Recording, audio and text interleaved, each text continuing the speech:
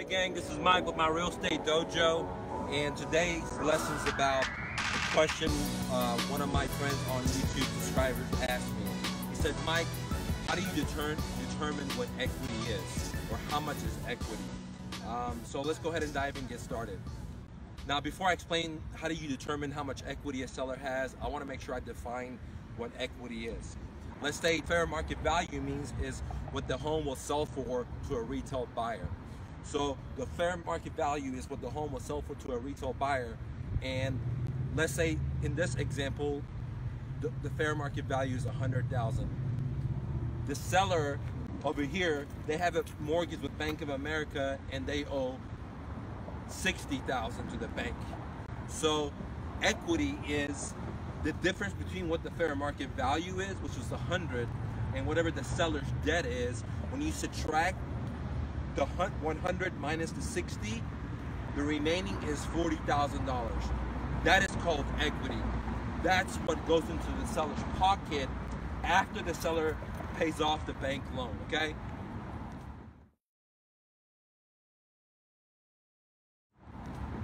So let me repeat this one more time. It's very important you understand this. The fair market value is the price that retail buyers, these are people that have like family and dogs and this is their dream home, that's what they're gonna pay for the home, okay? It's not what an investor like me and you're gonna pay for, okay? But it's the fair market value. Now, equity is whatever the fair market value is minus whatever the seller's debt balance is. Okay, 100 in this example, the fair market is 100, the seller's Bank of America loan is 60. When you subtract it, you have 40. Okay, so that's $40,000. But stop. Okay, it's very important you understand this. When you talk to a seller, their true equity is not $40,000. And the reason is, and pay attention, it's so important that you be able to explain to the seller, but more importantly, you understand for yourself, is that the true equity is the $40,000 that the seller gets minus the cost of selling their home. Okay, so it's very, very important you understand that. So the seller gets 40, but more likely they're gonna hire a realtor, since 95-97% of all transactions in America happen with a realtor. This is according to the Texas Real Estate Commission, that 40 needs to be subtracted from the closing cost. Now, I have a video that talks about all the closing costs, but let me just do a quick summary. The closing costs are going to be normally 6% realtor commissions. You got roughly about 3% closing from escrow, title policy, etc.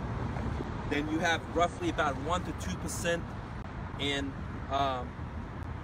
repairs after the inspection that comes in that the seller's going to want to renegotiate.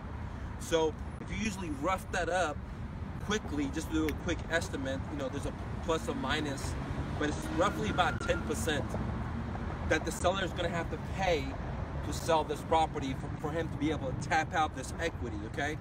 So let's go back to the equation. The home value is 100. The seller's loan bank is 60. What he owes to the bank, 100 minus 60 equals $40,000.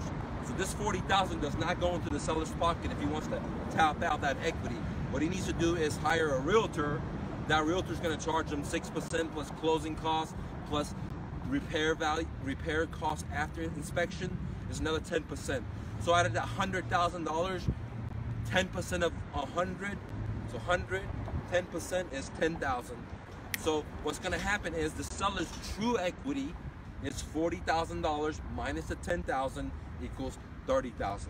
So if the seller decides to sell, they're not going to get 40, they're going to get 30. Now pay attention, why is that important to you as a real estate investor? Because when you talk to a seller, your ability to explain to the seller that, hey, your equity and your true equity are two different things.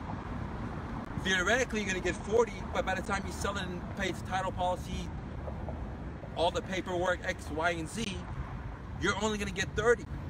That way, you're able to negotiate and get more money because you're able to explain to the seller its true equity compared to his equity, okay? Because that equity and true equity is two different things, because what really matters is how much money you put into your pocket. That's the key, okay? Not just gross, okay? Does that make sense? That's very important, because, for example, I have a moving company, Dr. Move, and we gross $1 million, let's say, but that's all not in my pocket. You know, I got to pay all these expenses, okay? So what we're looking for is profits, okay? Now, to recap, I just talked about what is equity, okay, which is the difference between the debt and the fair market value minus the selling price when you have to pay the realtors, title, policy, escrow, all that good stuff. And what is true equity. And why is it important for you guys to understand this concept so you're able to get the best deal when you're talking to a seller? Because you're going to talk to a lot of sellers and say, well, I have $40,000 with equity. Or you may talk to a seller that they have marginal equity. What I mean by that is their home is worth 100 and they owe 90, or they owe 95, and they think, oh man, I'm gonna make $15,000 because, you know, 15% of 100,000 is 15,000. So they're thinking, oh, I'm gonna make $15,000. And the truth is, no sir, by the time you pay all your closing costs, you're not gonna make any money. You're gonna maybe make, if you're lucky, a couple of grand. But if you're not lucky, you're gonna have to bring a couple of grand to closing, or you may just break even. So when you talk to a seller that has marginal equity or no equity, it's very important that you're able to explain this idea that I just explained to you, because these are great subject twos. I mean, you really, when you meet a seller that have 10% equity or 12% equity or 15% equity, that's really no money, man. Because by the time they pay all the closing costs of 10%, they're all wiped out, okay? So in these situations, these are great subject to deals where you can just put a couple of grand in the seller's pocket, pay for their move. If guys, you're in Dallas-Fort Worth area, hit up Dr. Move. We'll hook you up if you're an investor, but pay for their move and then pay for their closing costs and just step in the seller's shoes, take over the payment. You don't have to get a new loan. There's a non-recourse loan in there, and you're having significant lower interest rate if you went to the bank and got a commercial loan to buy real estate property, because the seller got it as he lived in the property and you're buying it as commercial, so the interest rate is significantly different. I think that covers the whole aspect about what is equity and how to determine equity. And basically the way you determine equity is figure out what the fair market value is, whatever the debt is, subtract the cost of selling, and that's a true equity. I hope I answered your question. I really appreciate you watching and asking me any questions. If you guys like this video, please like, please share, please comment. Go out there and hustle and bustle and fucking ace it. See you later.